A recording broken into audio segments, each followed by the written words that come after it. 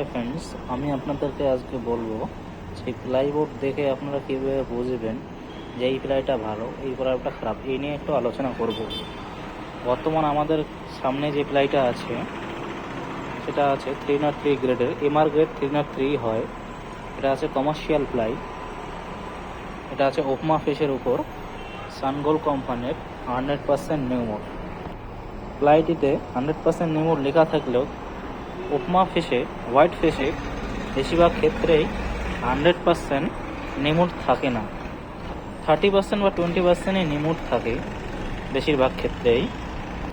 আমি আজকে দু তিনটে কোয়ালিটি দেখাবো আপনাদেরকে, কোনটা ভালো প্লাই কোনটা খারাপ প্লাই আমি বলে দিচ্ছি। এখন আমি হোয়াইট ফ্লাইসেই দেখাচ্ছি। এখন আমি গর্জন ফিশে দেখাবো একটা নতুন প্লাই।